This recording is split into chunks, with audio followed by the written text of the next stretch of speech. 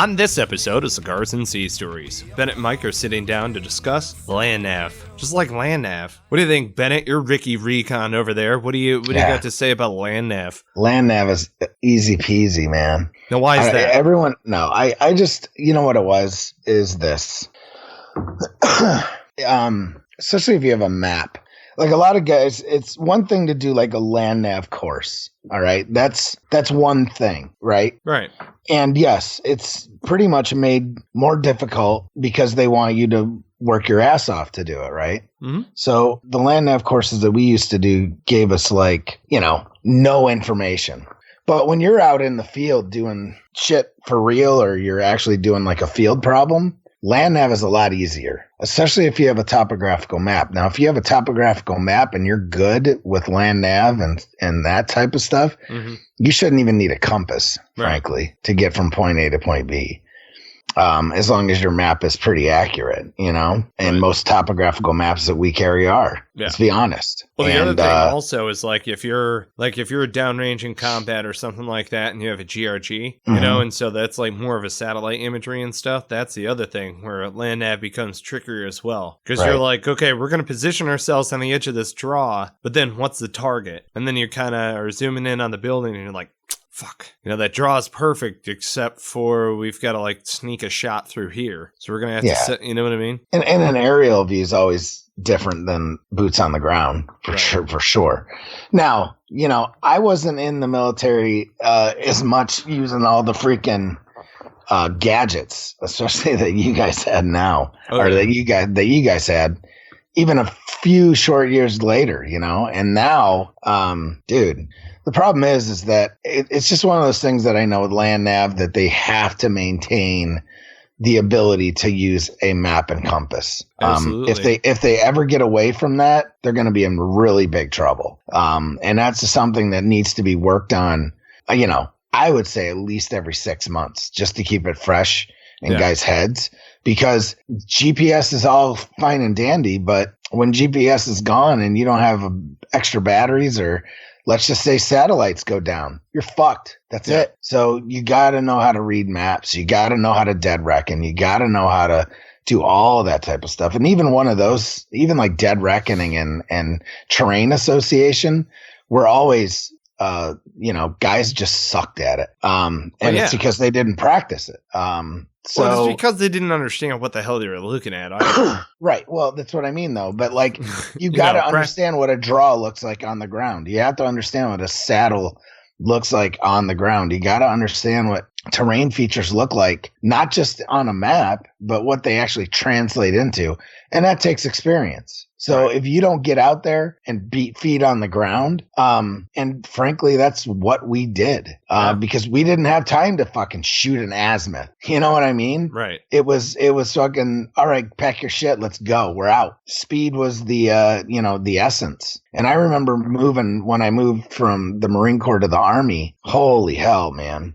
The difference in patrolling technique was night and day, because it was all for reconnaissance. It was all about speed. Absolutely. You know what I mean? And that was your, light, and you pretty much, unless you knew that you were really in danger of making contact, you ran in a file. We didn't fucking patrol in no wedge. And conventional infantry troops are always like, what the like what? Yeah, you just space yourself out in a file, and when you get hit, if you get hit from the front, you smoke, you flail out, and then we'd always do that, the peel and all the fun little bullshit, high speed, low drag shit that everyone thinks, even though, and if that's the way that you patrol and that's the way that you practice, then it's easy. But just because you're flayed out in a wedge doesn't make you more safe. I mean, let's be honest, man. I think we've learned this over the last 20 years of combat. Well, then it's it's a different animal. You know what I mean?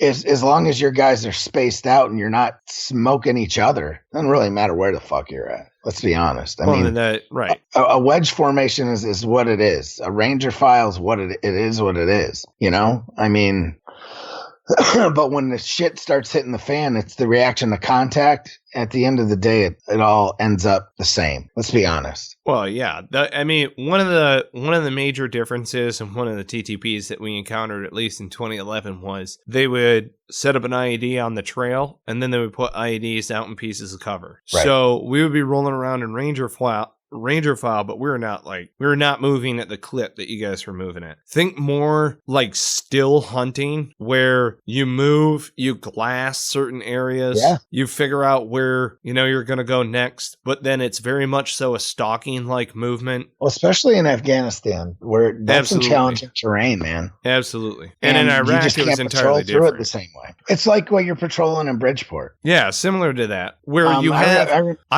one of the biggest things that I always prided our patrols on is you only had, in all actuality, you only had kind of like 2 Marines moving at a time while you were moving. Right. Yeah. Even though you were patrolling and stuff, you had other Marines that were paused on the trail, looking out, glassing. That's why it took you so damn long to get anywhere, though. Yeah. So but we're hunting the entire time. That's the whole point. Correct. Because I didn't really care whether or not we got there. I cared whether or not we got in contact and could kill the enemy. Right. And so there comes a time in every hunting trip where you get tired, don't get me wrong, and it's time to make your way home, but it's also like, did we hit our checkpoints? Did we actually see anything? Were we reporting the entire time? And land navigation's key on that also, because it's like, whenever I was walking around out in the Ville, I had a wrist GPS on. Definitely not my go-to. Was it always on? Yeah. Did I always check the grid on it as like a triple check after I checked the grid on my map and made my own assumption for what the grid was, or my own guesstimate for what the grid was? Was I always walking around with a protractor? No. But the whole point... and that's the other thing you find is that you can pull out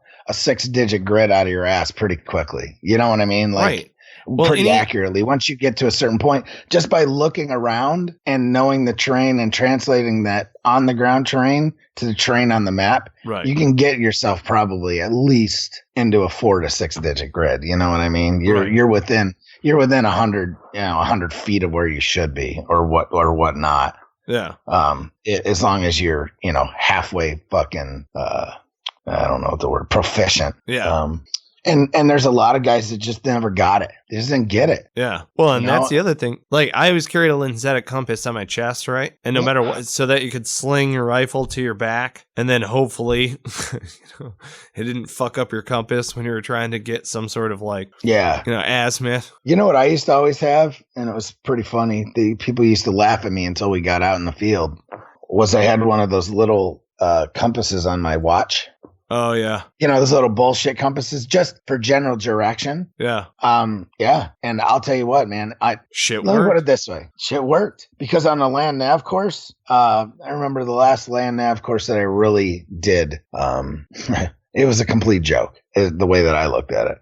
Let me put it this way, man. So it was Army first off. It's an Army land nav course at for the primary leadership and development course. Okay. Right. Last actual, here's a land nav for grade course that I did in my military career. Right. Right. Belligerent as fuck. Bennett in school. Yeah. Belligerent as fuck.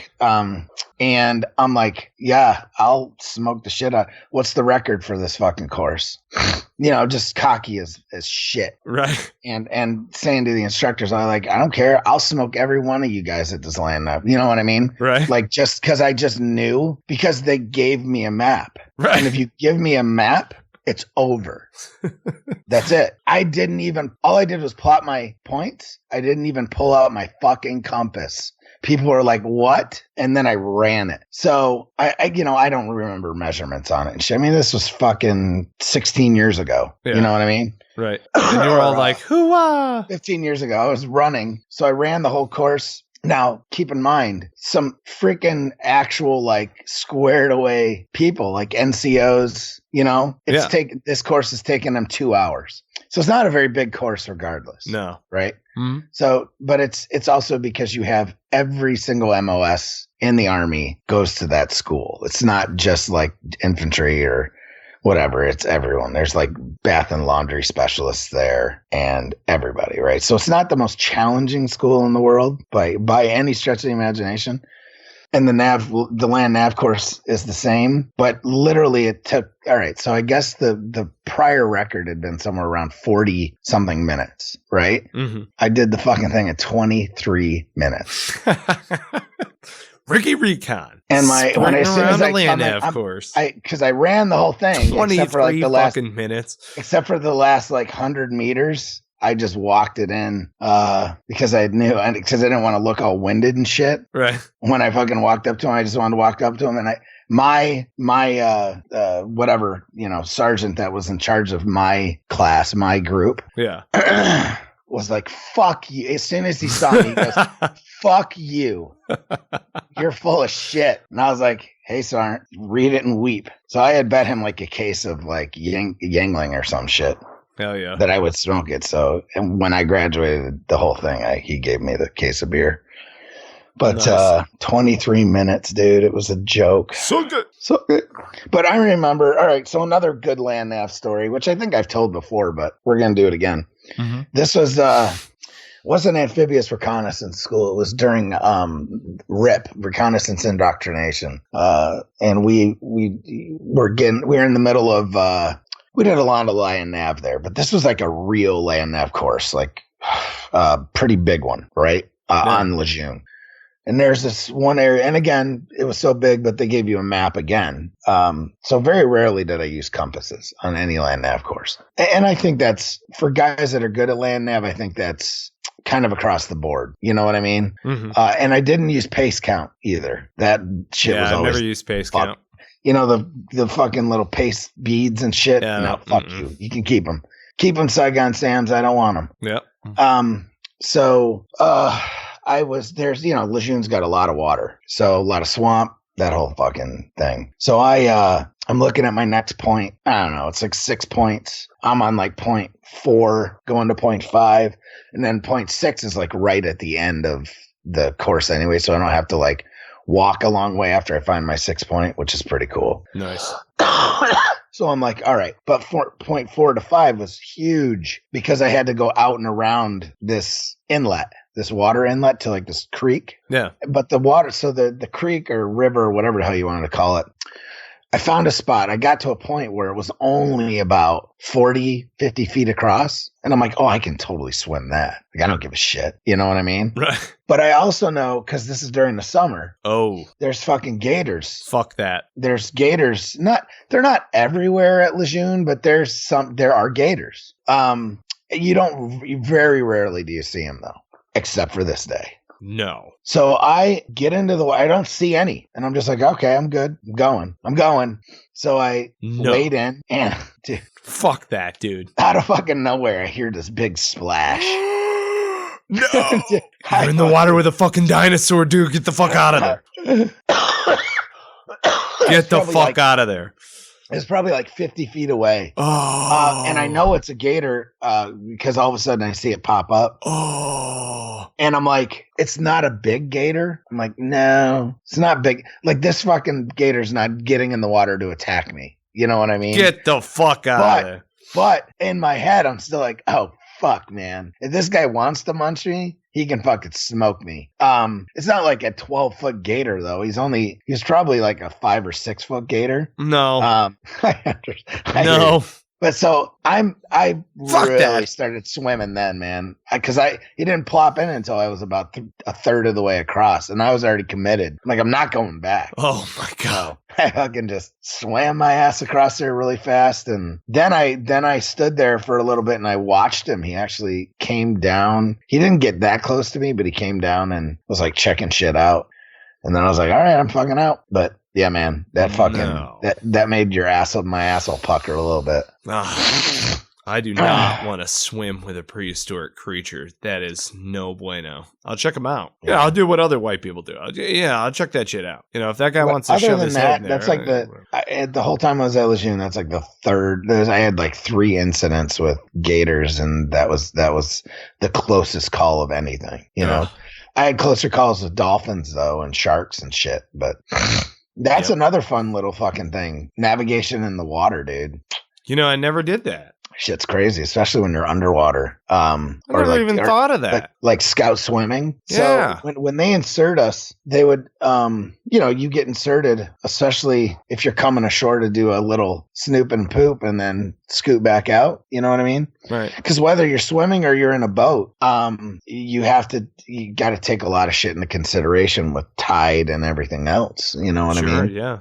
So especially with the scout, especially with swimming, we'd have to figure out, and we'd have to look at tide charts and stuff. And yeah, man, a lot of crazy shit. So navigation in the water is definitely different when you're swimming and it's dark. Yeah. What about underwater, like scuba navigation? Well, like with scuba nav, they do have compasses that they use underwater.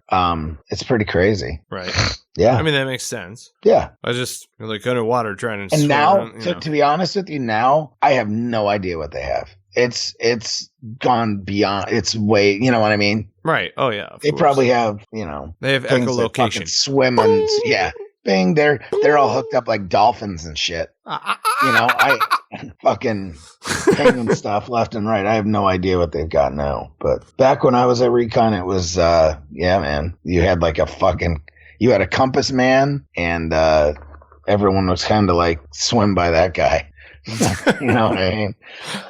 Oh my God, that's nuts. Crazy. See, it's funny because we were talking about like in training, at least in my opinion, training was harder than being downrange, kind of on purpose. Isn't that the point though? Right. Train like you fight. Right. So make it as hard as possible. So the fight is that much easier. Not that the fight's easy. All right. So the only difference between training and actual fighting should be that you don't die in training. Right. Well, and the thing is with land navigation. Well, you shouldn't die in combat either, but you know what I mean. Land navigation in Afghanistan is easy. And trying to figure out which compound is which when you actually have boots on the ground is hard. Right. So it's more building identification than it is land navigation. And when we're talking about like land nav, it's where not to go. Like I would avoid this area because what you're doing is you're stalking your way in to your hunting grounds and you don't want to get fucked up on your stalk into the hunt. So you've got to cross that field and it's a massive danger area. And it's like you're not trying to avoid enemy contact. You're trying to avoid enemy countermeasures before you get into your happy hunting ground. And then if you did it successfully, you can catch the shitheads kind of like in the act. And so that's more, it's like land navigation and avoidance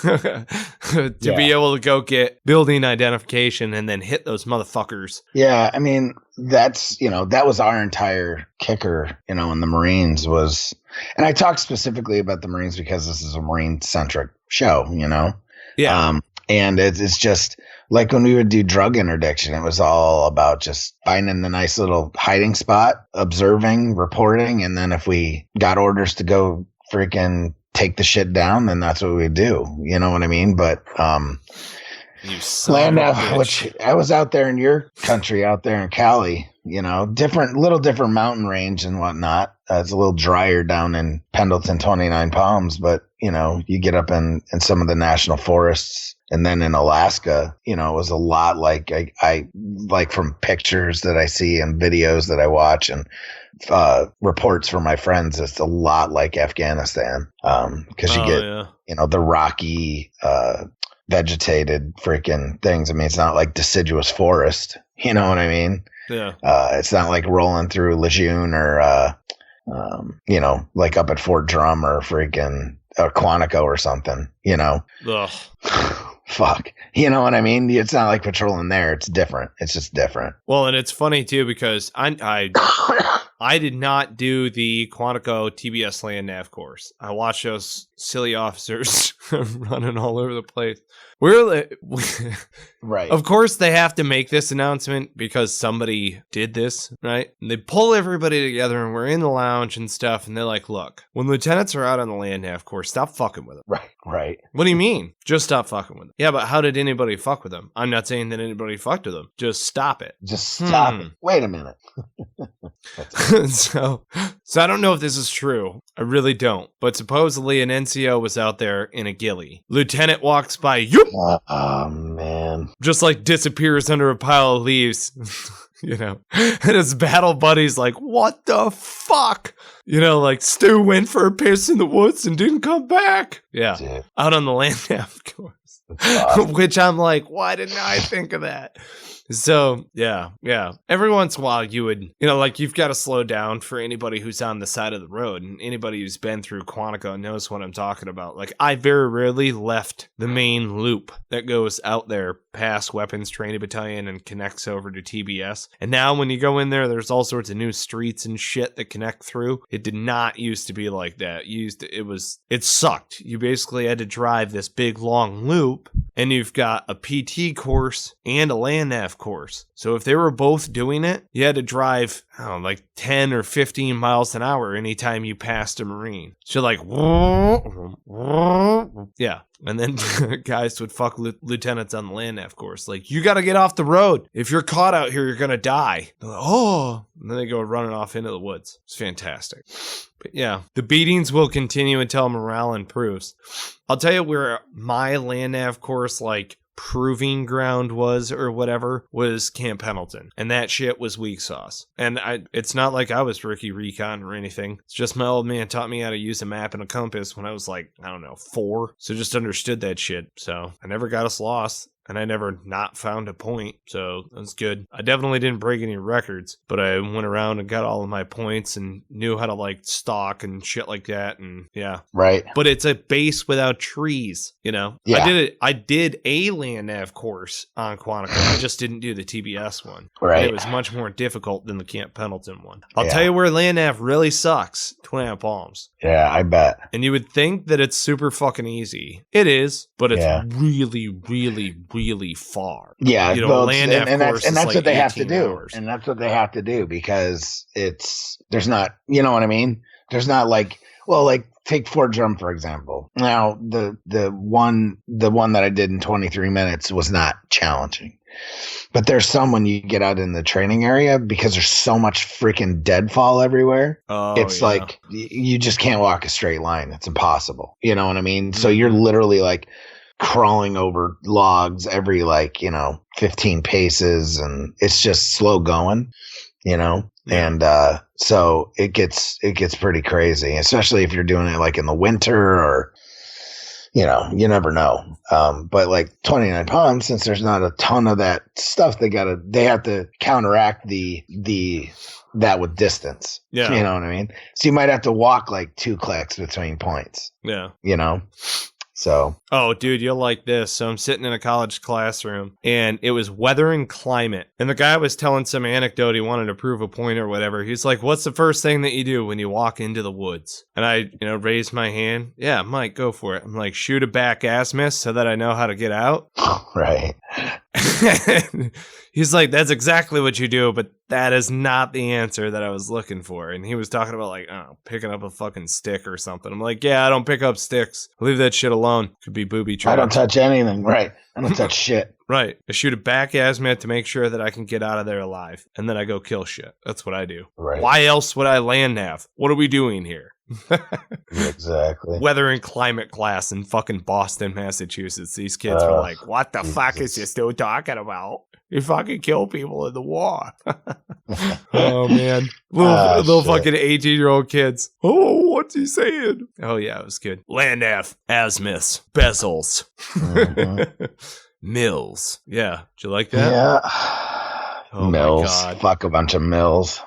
Well, and I love land navigation simply because I was a mortarman by trade, and so shooting an azimuth is how you get your initial direction of fire while the gun team's setting up the mortar paws behind you. And then they lift the gun up and put it to the 11 o'clock on the base, on your plate. So right. You're navigating around 29 Palms doing hip shoots. Like, we displaced 10 times in a day. It's a hell of a lot of fun being a mortarman when you're bombing around in high backs and gun trucks, and then you kind of like slide to a halt. Team leader runs out, has the sight, right? Weapon, stake, shoots the azimuth. Everybody jumps out of the back, puts together the gun, runs up to the mortar paws. Ammo men immediately start running up. FDC already has the fire mission. So the entire gun is up, or the entire gun line's up. Now you've got a lightweight guns. They call the fire mission. You fire 3 rounds and adjust, 3 rounds and adjust, 3 rounds and adjust, and bubble up in between. Yeah. And then you're out of there in like 2 minutes. Throw all your gear back inside of the truck. Well, you're already gone by the time the last round hits. And you're on to another hip shoot, right? And scouts are punching out and CAAT units, and they're just looking for any ground enemy or any technicals to go out and fight. But you're like this little mobile artillery unit that's rolling around doing hip shoots. And 81 millimeter mortars will fuck you up. Right. That shit will rip the paint off your house and give your family a permanent orange afro. To steal a line from Spies Like Us. But yeah, that was the coolest mortar shoot that I ever went on. Was we were just going to ride around all day in the desert, fucking doing hip shoots. And it was badass. We had to bounce around in between a couple of different ranges throughout Delta Prospect and Twin Palms, and it was a good time. That and Hidalgo Mountain, which is what you do is you put point dead a loom out at Hidalgo Mountain. Again, this is why land nav matters, because FOs are out there, and they've got Apaches sometimes, but Cobras mainly, obviously, if we were working with Marine units. Yeah. And they come in off your 9 o'clock, right? 9 o'clock high, and they'll do strafing runs across mountain towns out there. But you just keep putting point det loom out there. They fly through, and then when they fly through and check off around your 3 o'clock high, then you can open fire again with HEDP. So it's like da-doosh, da-doosh, da-doosh, da-doosh, da-doosh, and then a loom goes out. They check off and yeah, just like, what are we practicing to do here? Level a village? And that's why land navigation matters. Right. When leveling villages. See? There you go. Marine Corps taught me everything I need to know. Bing! About leveling villages. Better plot that grid one more time, because we're about to level this motherfucker. Not that one, the other one. That village across the river, bad village. This village over here, good village. Don't blow up that one. Land nav matters. Land nav matters. Plotting freaking grids matters. Be calm, reset, realign, right? Shit. Yeah, for sure. Terrain association. Hell yeah, man. That's what I'm talking about. Leave us your comments. Tell us what you think about land nav. We'd love to hear them. One of the things that we've got to ask our audience members, please right now, go and give us a 5-star rating and a positive review up on iTunes. All of that really helps. Just do it. 5-star rating, really solid, kick-ass review. Thank you so much to those who have already gone before. We've acknowledged them on our podcast before. We'd love to have you guys and gals on the show. All you got to do is get in touch with us. It's contact@cigarsandseastories.com. We have other kind of like interviewees and stuff like that, but if you're listening to our show, it's really just... it's a topic of discussion. We're going over it. If we have a guest on the show, it's much more just a candid conversation on there. We do dive deep on a couple of disgusting topics every once in a while, but for the most part, we keep it pretty well lighthearted. So we'd love to have like our last episode. Right? Yeah, no big whoop. We talk about a variety of different things that are on here. It's on demand. Everything. So thank you so much to our sponsors. Can I get through it without you coughing? Jesus, smoke another one. Veteranslist.us. I tried to fucking mute and it didn't get there. Will like it anyhow. It's fine. He's a good guy. Veteranslist.us. You can get a 50% off a featured membership on there if you're a small business owner or fellow veteran, business owner, whatever it is. So go ahead, get listed on there. Spartan Media, thank you so much for creating our website. You're an awesome dude, Jeremy. God bless. And thank you to Heroes Media Group, which we were proud to be a part of. It's a veteran-owned network. There's a variety of different veteran-led horse spouses podcasts that are on there. Yeah, so Adam's last episode was badass. What's that? Which one? He interviewed Shia LaBeouf. Oh, Shia? Yeah. Shia. Whatever the hell you say. LaBeouf. The movie actor, the Hollywood celebrity guy. About his new Marine Corps movie coming out. Man Down. It was a pretty good interview, so check it out. Hell yeah. The Decision Hour. With Adam Bird. On Heroes Media Group. There you go. Check it out.